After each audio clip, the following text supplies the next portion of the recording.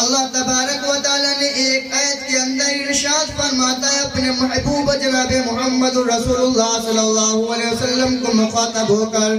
وَمَا أَرْسَلْنَاكَ إِلَّا رَحْمَةً لِّلْعَالَمِينَ۔ او دنیا کے لوگوں، او دنیا کے انسانوں، اگر تمہیں اچھی زندگی گزارنا ہے، اگر تمہیں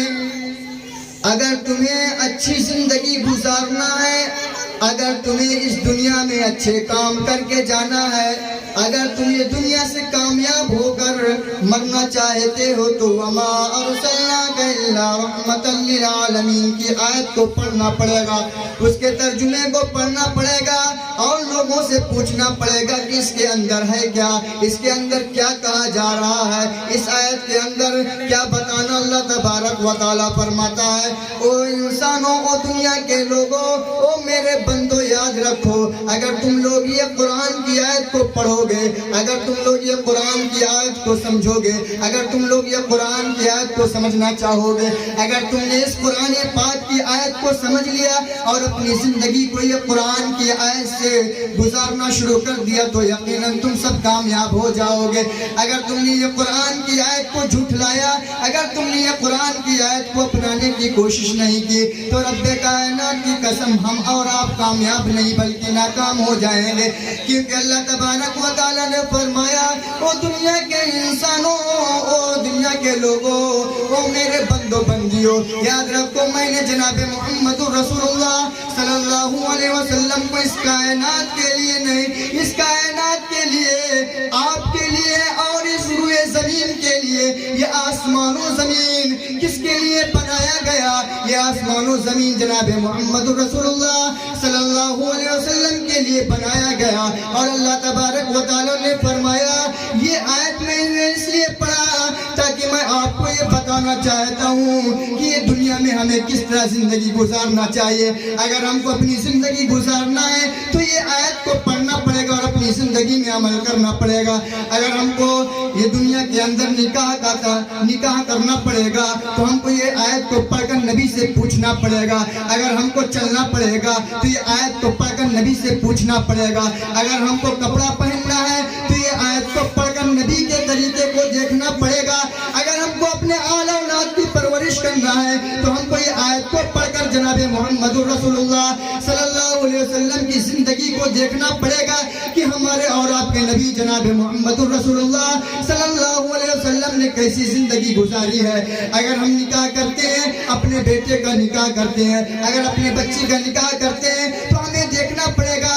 کہ ہمارے اور آپ کے نبی جناب محمد رسول اللہ صلی اللہ علیہ وسلم نے اپنی بچیوں کا نکاح کس انداز میں کیا ہے، کس طریقے سے کیا ہے، کیا ہم اس طریقے سے کر رہے ہیں؟ رب کائنات کی قسم، اگر ہم اور آپ نبی کے طریقے پر، نبی کے جیسے جس طرح ہمارے اور آپ کے نبی نے نکاح کا طریقہ بتایا ہے، نبی نے نکاح کر کے دکھایا ہے، اگر ہم اس طرح عمل کرتے ہیں تو رب کائنات کی قسم ہم سب کامیاب ہیں ورنہ ہم سب ناکام ہیں۔ یاد رکھو، آج میں نے اپنے کانوں کی آواز یہ سنی، آپ بہنوں کی، آپ ماؤں کی آواز میرے کانوں تک آئی، برا میری بات کو نہ مانیے گا، لیکن میرا یہ حق ہے، میرا یہ کام ہے کہ میں آپ کو یہ بات بتلاتا چلوں۔ آپ کو میں یہ کہنا چاہتا ہوں کہ آپ نے جو یہ کام کر رہی تھی، آپ اپنی زبان سے جو الفاظ نکال رہی تھی، رب کائنات کی قسم یہاں پر اللہ کے فرشتے موجود ہیں، کیونکہ یہاں اللہ کا نام لیا جا رہا ہے، اللہ کا قرآن پڑھا جا رہا ہے، جناب محمد رسول اللہ صلی اللہ علیہ وسلم کا نام لیا جا رہا ہے اور ان کا کام کیا جا رہا ہے۔ یاد رکھو، یہاں فرشتے موجود ہیں، آپ کا نام ان فرشتوں، آپ کا نام فرشتے اپنے رجسٹر میں لکھ لیں گے کہ ہاں پھلا پھلا بہن، پھلا پھلا مائیں یہ الفاظ کہہ رہی تھی، کہیں آپ کی سنت کو زندہ کر، آپ کی سنت کو زندہ کیا جا رہا تھا، لیکن کہیں آپ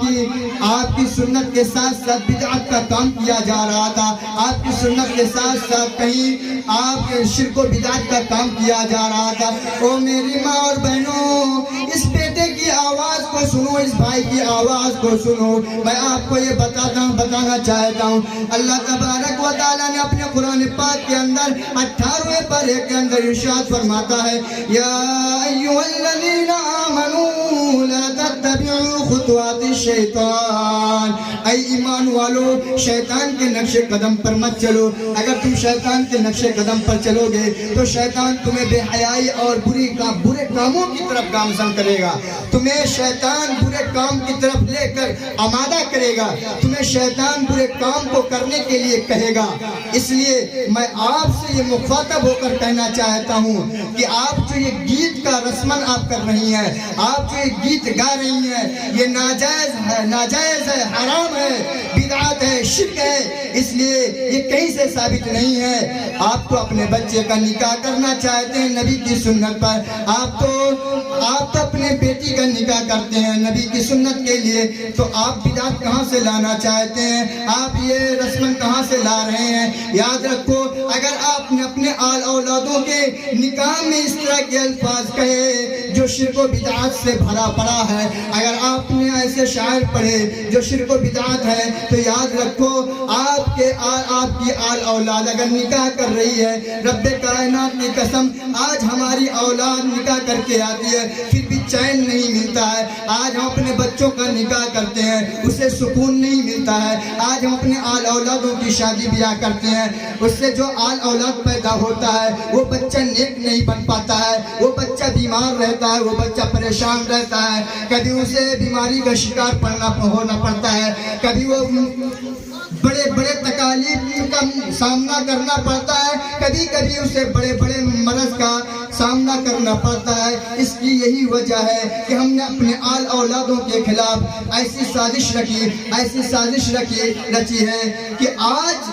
ہر ایک انسان اس چیز میں ملوث ہو چکا ہے. آج ہم ایک ایمان والے، آج ہم ایک مسلمان یہ پریشان ہو کر یہ الفاظ نکالتے ہیں کہ آج دنیا والے ہمارے ایمان پر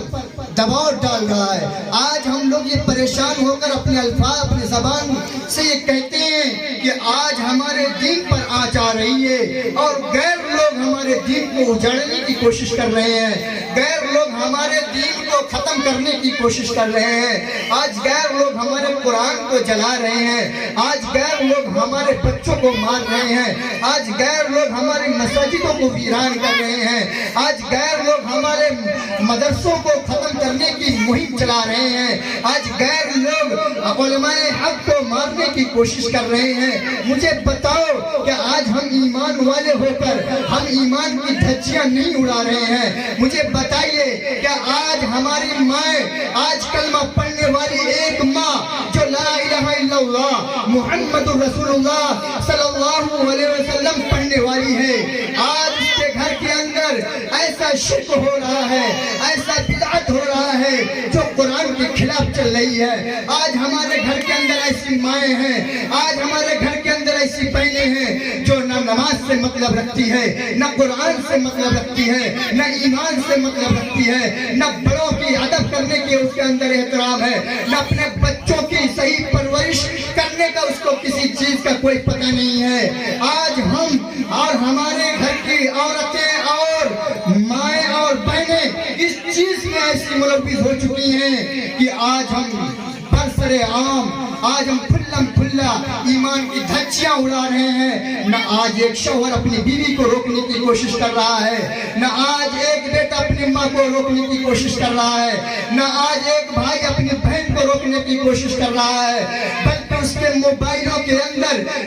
گندی آوازیں آ رہی ہیں اور وہ بھائی اپنے کانوں سے وہ گندی آوازوں کو سنتا ہے. یہاں تک کہ نہیں، یہاں تک وہ اپنے کانوں سے تو سنتا ہے، وہ اپنی ماں کو بھی سناتا ہے، اس آواز کو اپنی بہنوں کو سناتا ہے. مجھے بتاؤ نوجوان بھائیوں، جب آپ وہ گندی آواز کو اپنی کانوں تک سنو گے اور آپ کے سینوں میں وہ آواز دستک دے گی اور وہ آواز آپ کی بہنوں کے سینوں تک پہنچے گی اور ان کی کانوں تک پہنچے گی، ان کے دماغوں کو کھنگھول کرے گی، اس کے دماغوں کو کیا کہتے ہیں، اس کے دماغوں کو ہلائے گی اور وہ آواز میری اور آپ کی بہنوں ماں تک جائے گی اور اس گھر کی ایک عورت تک جائے گی. بتاؤ کیا اس گھر کی آبرو باقی رہے گی کہ نہیں باقی رہے گی؟ مجھے یہ بتائیے، اس گھر کی کیا عزت باقی رہے گی؟ کبھی باقی نہیں رہ سکتی ہے. اس لیے میں آپ کو یہ چیلنج کر کے بتانا چاہتا ہوں، آج غیر لوگ جو ہمارے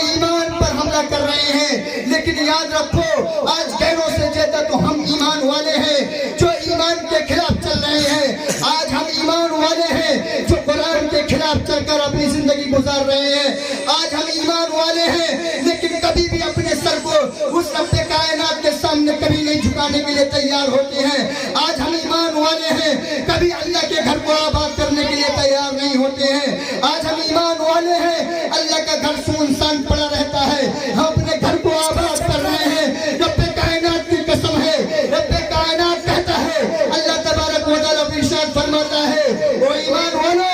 یہ حکومت کا قلعہ نہیں ہے, یہ میرا قلعہ ہے. میرا شکر کرو جب تم میرے فرمان کو چھوڑ دیتے ہو, جب میرے نبی کے طریقے کو چھوڑ دیے, جب تمہاری ماں نے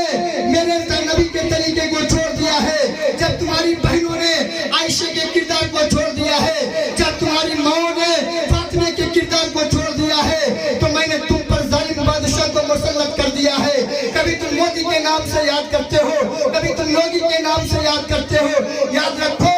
یہ تمہارا فیصلہ نہیں ہے, یہ میرا فیصلہ ہے کہ جب میرا بندہ مجھ سے دور ہو جاتا ہے, جب میرا بندہ میرے فرمان سے دور چلا جاتا ہے, جب میرا بندہ قرآن سے دور ہو جاتا ہے, جب میرا بندہ میرے گھر سے دور ہو جاتا ہے, میرے گھر کو سنسان جنگل بنا دیتا ہے, اپنے گھر کو آباد کرتا ہے, کبھی اپنی بیویوں سے آباد کرتا ہے, کبھی اپنے بچوں سے آباد کرتا ہے, کبھی اپنے گھر والوں سے آباد کرتا ہے, کبھی اپنے رشتہ دار والوں سے آباد کرتا ہے, اور میرا گھر سونا سپٹ رہ جاتا ہے. میرے گھر سے آواز نکلتی ہے اور وہ بددعا کرتی رہتی ہے کہ اس کے گھر کو آباد نہیں برباد کر دیا جائے. جب میرے گھر سے یہ بددعا نکلتی ہے, اللہ تبارک و تعالیٰ فرماتا ہے میرا یہ عرش ہل جاتا ہے کہ میرا گھر تو سونا ہے, تیرا گھر کیسے آباد رہے گا. دھیرے دھیرے دھیرے دھیرے اللہ تبارک و تعالیٰ میرے اور آپ کے گھر کو آباد نہیں, دھیرے دھیرے برباد کرنا شروع کر دیتا ہے. وہ ایمان والو اپنے سینے پہ ہاتھ رکھ کر یہ فیصلہ کرو, کیا آج حکومت ہمارے ایمان پہ آج ڈال رہی ہے؟ نہیں, وہ تو اپنا کام کر ہی رہی ہے, لیکن اس سے زیادہ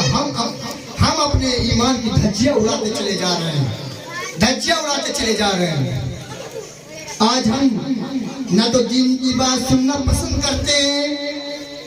نہ ہم اللہ کا نام لینا پسند کرتے ہیں.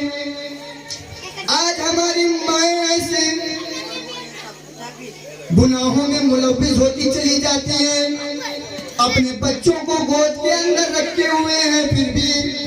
غلط الفاظوں کا استعمال کرتی چلی جاتی ہیں. مجھے بتائیے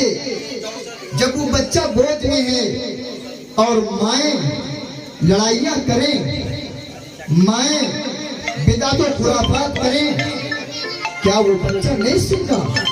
کیا وہ بچہ سیکھ نہیں رہا؟ یاد رکھو آج دنیا کے اندر ایسی مہم چلائی جا رہی ہے. آج ہمیں چاروں طرف سے گھیر رکھا گیا ہے, آج ہم کو چاروں طرف سے گھیر کر برباد کرنے کی کوشش کی جا رہی ہے. اگر آج ہم اپنے ایمان کی عزت, آج ہم اپنے ایمان کو بچانے کی کوشش نہ کیے, اپنے آل